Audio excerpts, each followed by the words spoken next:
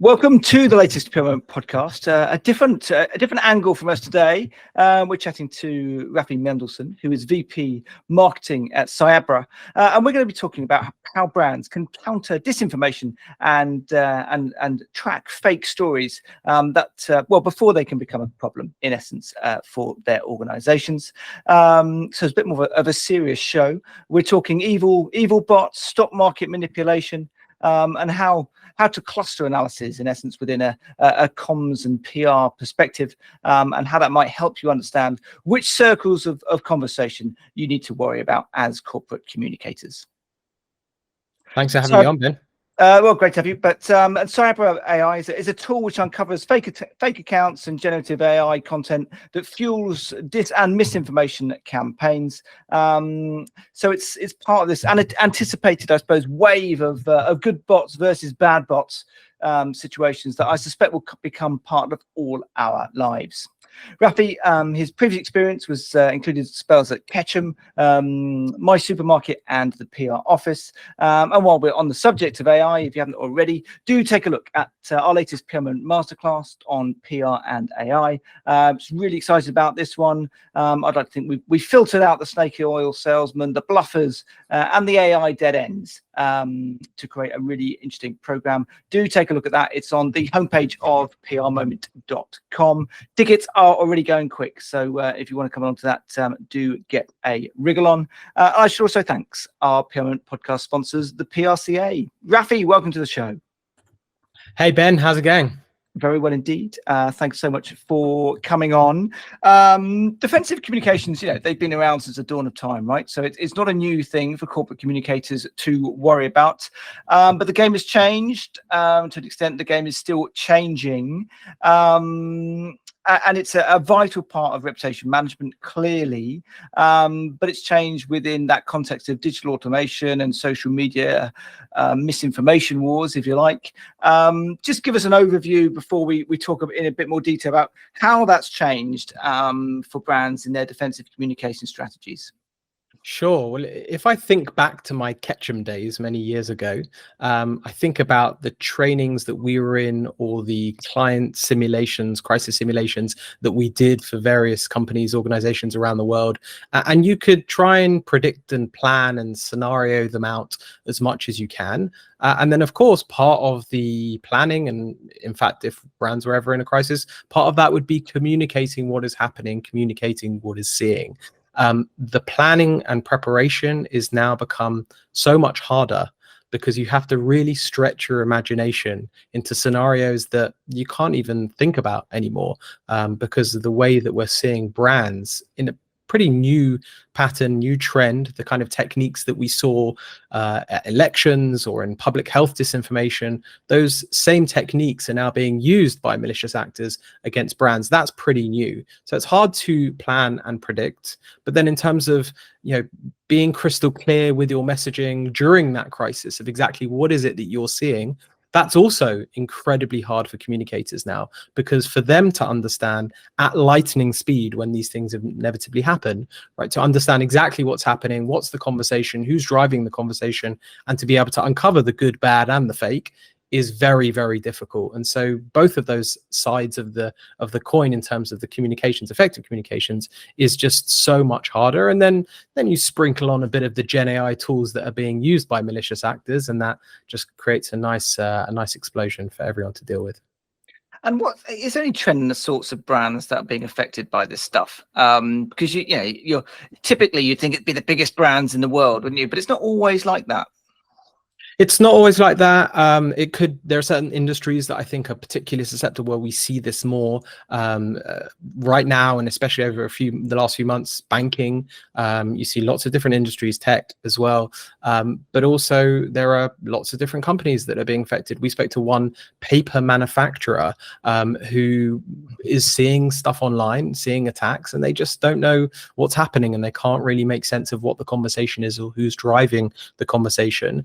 And so it really can affect all different types of companies, all different sizes. Obviously, the larger the company, the larger the brand, the more people are talking about you online, it increases that chance. But we're seeing this now, on a daily, weekly basis. Brands of all types all around the world are being attacked by malicious actors using fake accounts on social media. Right. Now, the PR tool market is changing before our eyes, isn't it? And what seems to be the trend at the moment, and who knows how long that, I'm not suggesting that's a definitive trend and it will last forever, but at the moment, people seem to be getting specialist tools to do certain functions. And Cyabra is obviously one of those. Cyabra, sorry, is obviously one of those. Just talk us through what it does and how it works.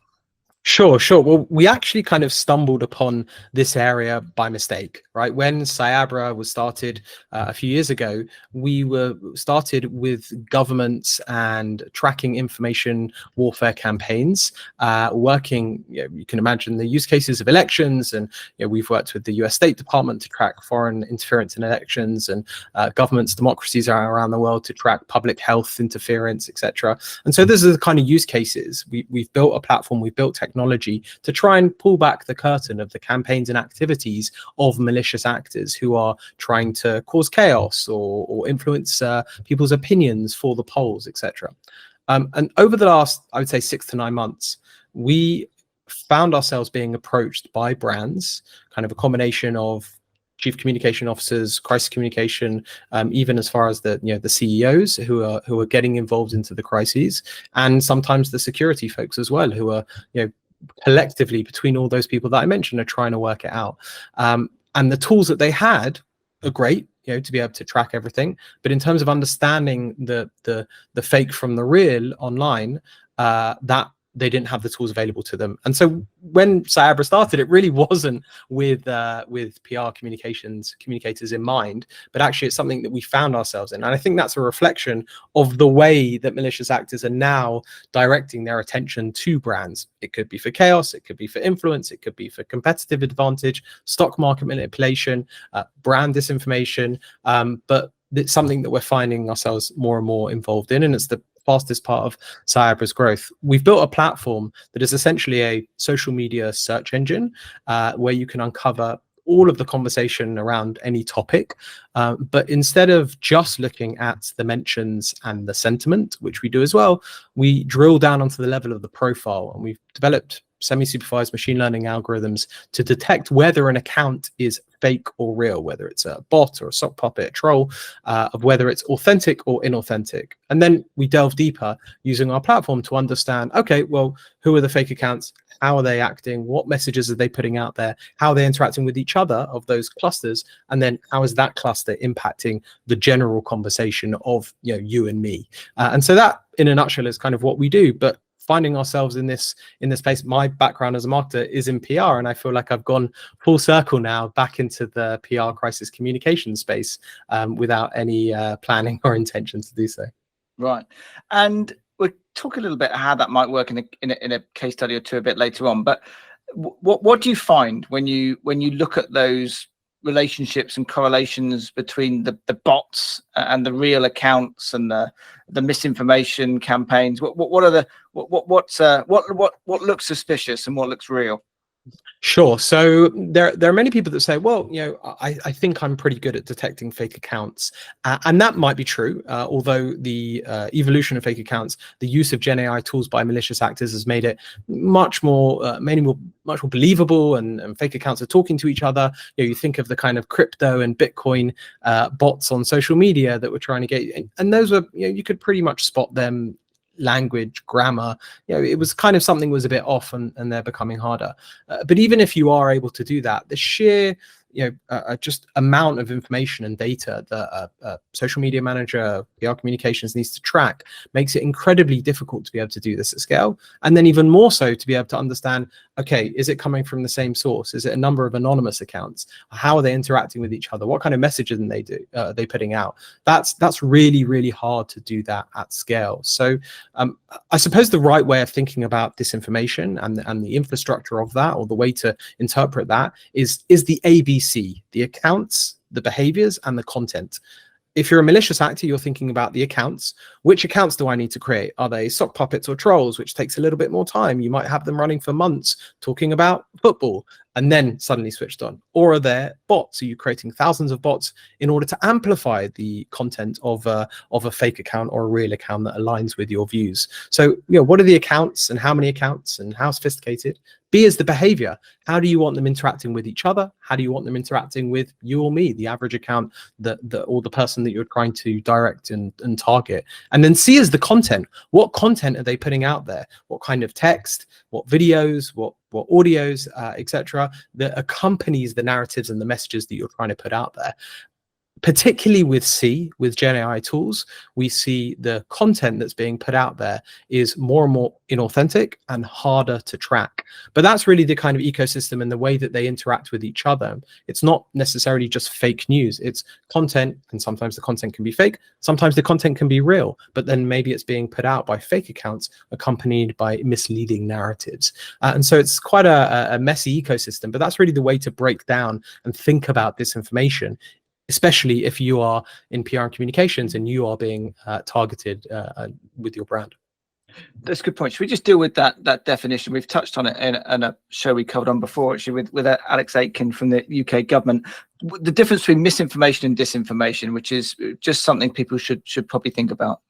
Sure. Disinformation is the active spreading of incorrect information. It's a malicious actor that has malicious intent, nefarious intent, and they want to spread something that is either completely fake or is misleading or isn't, factually true.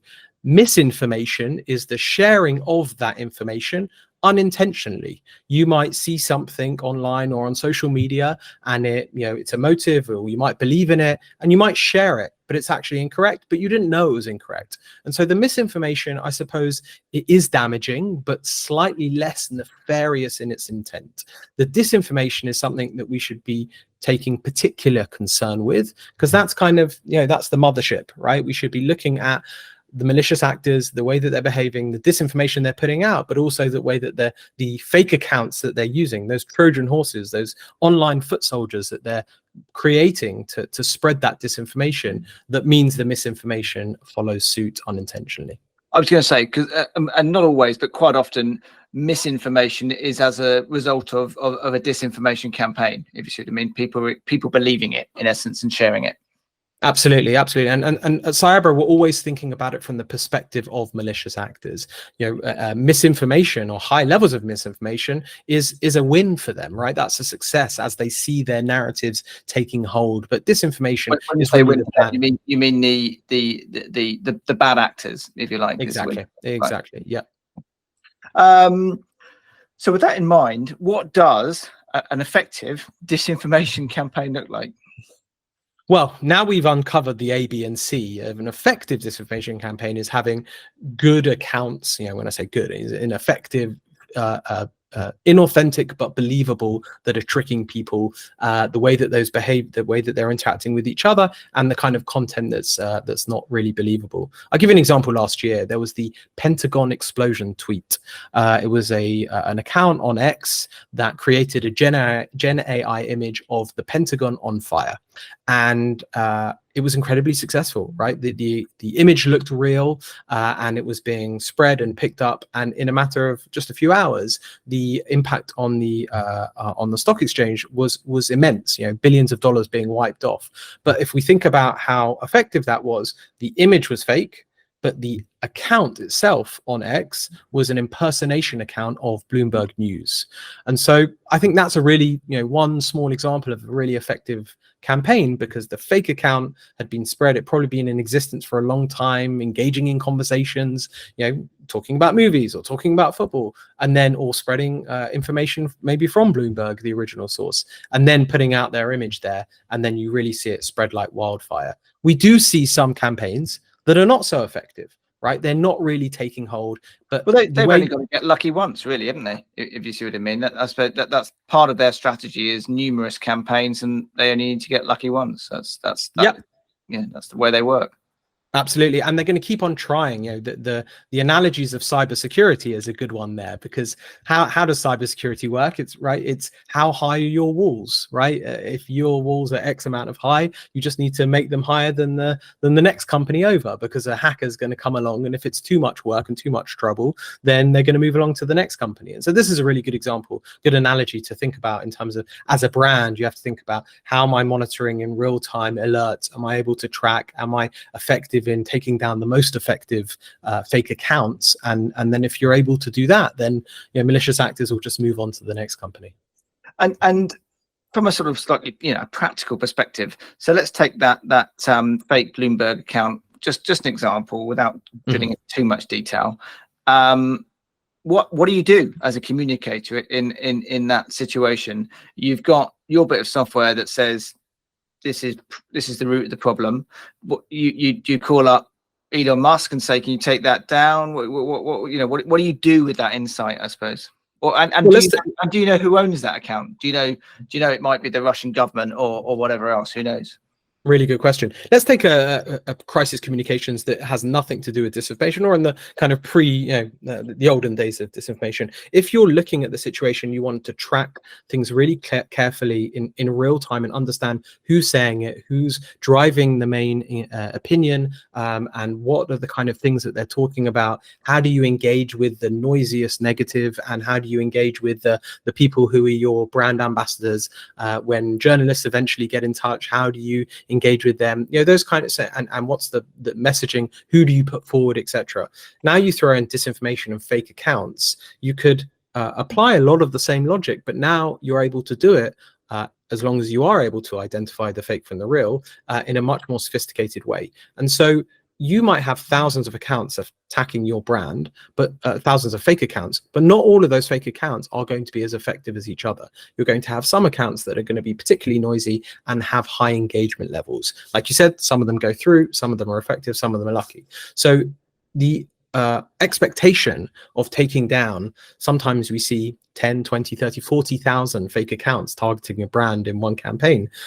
It's unrealistic to expect to take down tens of thousands, but you actually don't need to take down that many. You can take down just maybe a few hundred or a couple of hundred, but being able to identify which of them are being most effective in terms of reaching and spreading their message. On the opposite end of the scale, you want to identify the narratives of the real accounts, and then being able to engage with them and understand, okay, who should we be speaking to? And then on a wider scale, being able to communicate, not that there is negativity about your brand, but actually, maybe we're under an attack, right? As a brand, maybe there are thousands of bots that are attacking us, and being able to communicate with the journalists who themselves are monitoring social media, but don't necessarily have those tools. So there's a number of different ways. I suppose the crisis communications brand book doesn't need to be thrown out the window, but with the ability to identify the fake from the real, it does need a bit of updating. But that is possible, right? Brands are, and we see some agencies that are particularly aware of these challenges, and they're responding quickly to updating those crisis communications handbooks as to how to adapt for when they see the next one coming. And indeed, it's so are governments, right? I mean, they're very much at the center of this. I suppose, in essence, as a strategy, you're saying try and take down the disinformation, and engage with the misinformation to attempt to change their mind, or at least give them true information or reliable information. That's what's particularly interesting about this conversation, because whenever we at Cyabra are speaking to governments, there's no explanation needed. They get it, right? They say, okay, now how do I identify them? How do I identify the noisiest ones? How do I take down some? How do I escalate and elevate the others? And they get that, and that's what they've been dealing with for years. But now it's those conversations increasingly that we're having with brands, where the same thing's being applied to them. They thought, okay, that's for elections, it doesn't bother us. But actually increasingly it is. And so that's a big, almost a revolution that we're seeing in this industry. And I suppose that why has to be part of that debate, doesn't it? Why do people? I mean, I get it if it's a malicious actor, be it a government or just somebody's bored who wants to be a pain in the backside to people. That does happen, but it is an odd thing. Why is it happening more? Is it just because people can?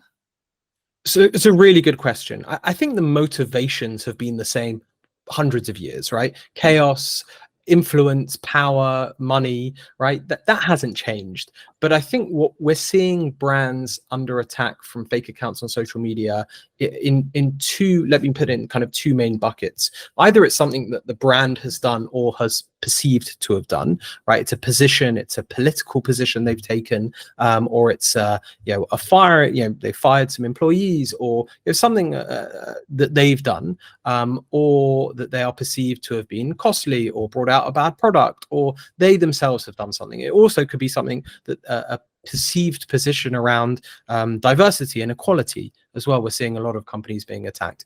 On the other side, we're seeing brands being attacked through nothing to do with what the company and the brand themselves are doing, but it could be to do with bots that are being created for elections halfway around the world, and the brand might find themselves in the wrong place at the wrong time.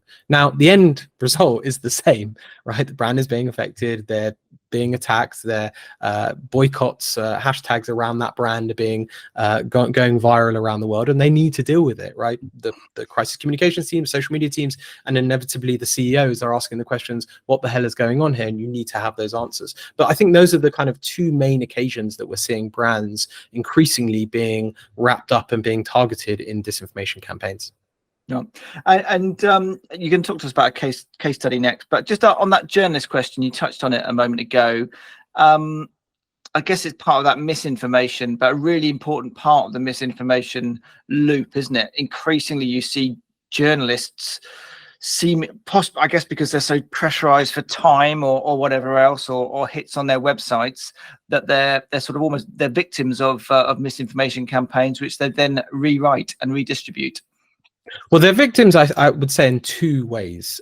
Journalists are, writing the first version of history, right? And they have to get that out quickly. And so they want to cover the story, and they want to cover something in a very speedy way. And I'm not saying that they're not checking their facts, but the rate at which news some do, some don't. I mean, that's the reality, isn't it? Right, exactly, that's the reality. But even the best journalists, like yourselves, are checking the news and checking the facts. But you might not have the tools now to be able to understand, if you're covering a brand, you're covering a situation, but actually you yourself don't know that maybe half of that conversation are fake accounts. The second way that I think brands, the way that journalists are being affected, I think effective disinformation campaigns and malicious actors are increasingly targeting journalists. Disinformation doesn't just have to be a wide, swath of information that you're trying to change everyone's opinion. There's also micro-targeting tactics and techniques. And I think influential people, politicians, regulators, journalists are being targeted, and their feeds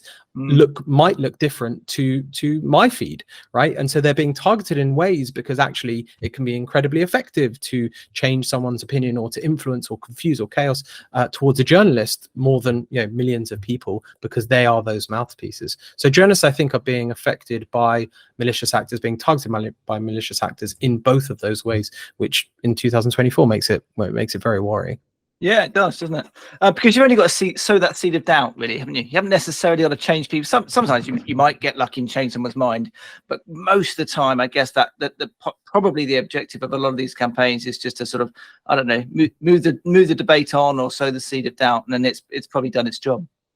Absolutely, and there's a fairly new tactic, just to back up your point. There's a fairly new tactic in disinformation called DIP, deceptive imagery persuasion, where previously we thought, okay, completely fake news, you have to drum up and create something that's completely fake. But actually, deceptive imagery persuasion is the idea of taking something that is real but is put out of context. So we see this all the time with Ukraine or war zones, where videos from maybe Syria are being used as an example of see what's happening. I think there are a lot of people interested in the upcoming US elections or elections around the world. And I think, one example of a dip tactic that we could see is, creating content about Joe Biden, and rather than him, making a mistake, or rather than him doing something completely fake and creating something from fake, is just maybe showing him a little bit confused, or a little bit more confused, or maybe taking something and slightly speeding it up or slowing it down. And that is something that is real, but is being adapted, in order to, and recontextualize in order to have an impact. And I think that's a really good example of, you know, the point that to illustrate your point about how it's kind of evolving, and it's not about creating whole new narratives. Right. Now we're going to do. There's two versions of this show going out. One is the audio podcast, and one is the video podcast. So if you're listening on audio, we're probably gonna say cheerio now. But what we'll do is we'll include the show notes to the YouTube video, so you can see this this case study that Rafi's about to talk us through. Because there's some of the visual and the graphics behind these misinformation campaigns is really interesting. So yeah, go on, Rafi. Over to you for the guys who are watching us on YouTube. Just to talk us through how this works in graphical form. Thanks, and hey everyone, for those of you joining just to the YouTube channel. We are uncovering on a weekly basis brands that are being impacted, as well as, you can imagine, elections and public health and all of the use cases that we're finding that it has existed for many, many years. But the example I want to talk through is one that we uncovered just a few weeks ago, to do with the brand Rip Curl, you know, the global retailer, and Rip Curl. They launched a campaign that was fairly negatively perceived around the introduction of a transgender model. So I'm going to share my screen now.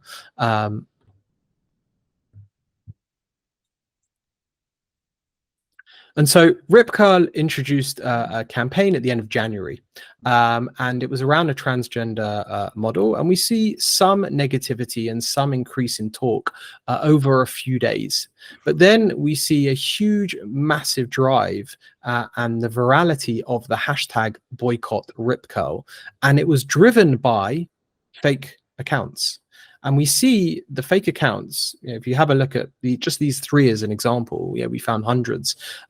It doesn't look like they're talking about Rip Curl. In fact, it looks like they're talking about completely different topics. But in each one of these, you can see hashtag boycott Rip Curl, hashtag boycott Rip Curl. And so what we see is Rip Curl essentially finding themselves in the wrong place at the wrong time. These were, in the first few days, examples of actual real accounts that were criticizing the brand for introducing a transgender model. It's something the brand's being criticized for. Many of them are tracking social media to understand what they can see. But the 424% increase in hashtag boycott Rip Curl was not driven by real people. It was driven by fake accounts. And then when Cyabra drilled into exactly what are those fake accounts, who are they, we uncovered that those fake accounts were in fact bots that were being created in advance of the Indian election. And so we see here, and also other elections around the world. And so the kind of topics and content that they were talking about, both when they're driving the virality of hashtag boycott Rip Curl, and also previously, is around geopolitics, is around Indian election, is around Arabic topics. You see some Arabic writing there, but it has nothing to do with it. And what happens in the kind of early stages, or the, you know, authenticity, making it up stage for a bot, is that they engage in conversations outside of what they actually want to talk about, or they include the hashtags of things that are viral at that time.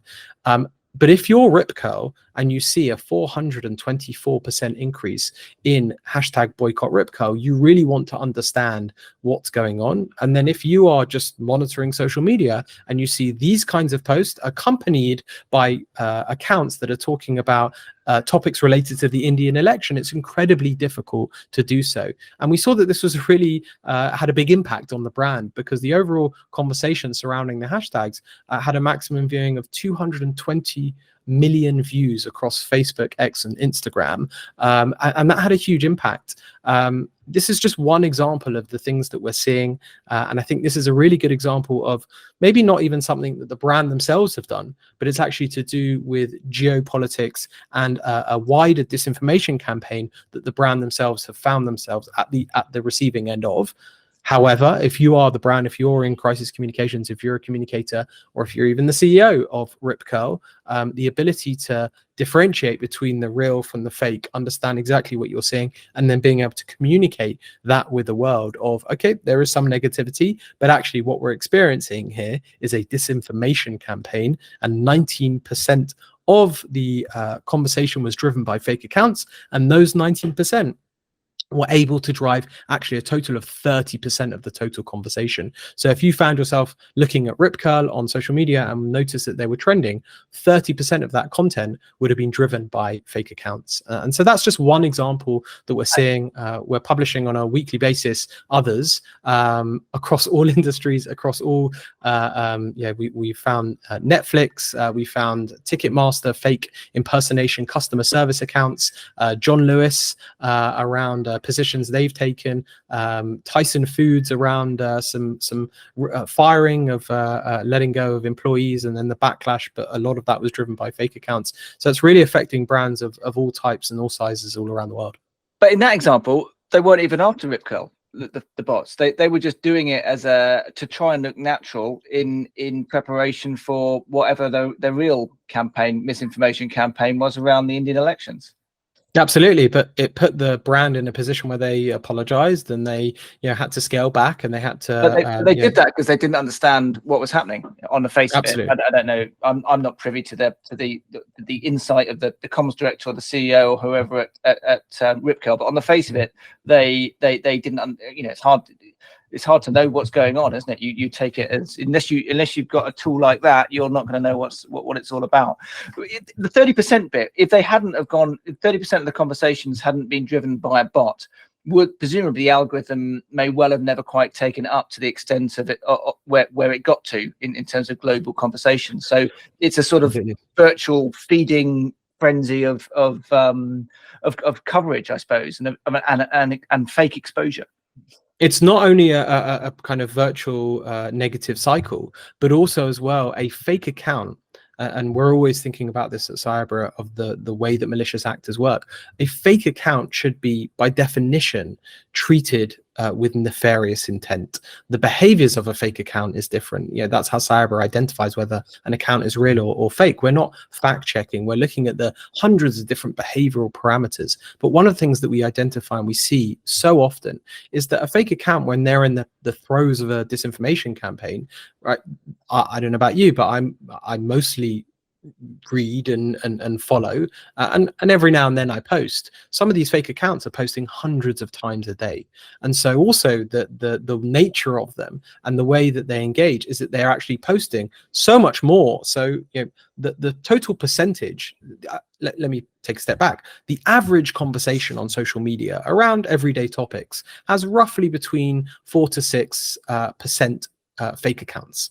Right, and those might be a whole range of different bots. I'm not talking about kind of news or sports or weather bots. I'm talking about fake accounts that are anonymous and might have nefarious intent or just kind of scraping and engaging in the conversation.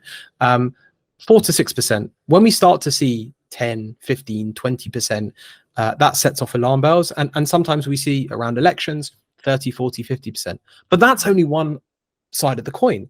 The percentage of the profiles that are fake around elections. Wow. You could have 40, 50%. But even if you have 20%, right, that's only one side of the coin. The percentage of the fake accounts involved in the conversation is one. The proportion of the conversation is the other half of that coin. So Rip Curl had 19% fake accounts involved in the conversation, but they dominated 30% of the conversation. And we see that over and over again, exactly because of the nefarious intent and the malicious behavior of fake accounts. Wow. Rafi, with that note, I'm gonna wait. When you've done, I imagine you'll be doing some data analysis of the various elections this year, and I imagine you won't be able to report the results of that in real time. But if ever you can do a in hindsight view of what was going on with the fake accounts during those elections, we'd love to get you back on the show. But Rafi Mendelsohn from Cyabra, thanks so much for coming on. Really enjoyed that. Thanks for having me on, Ben.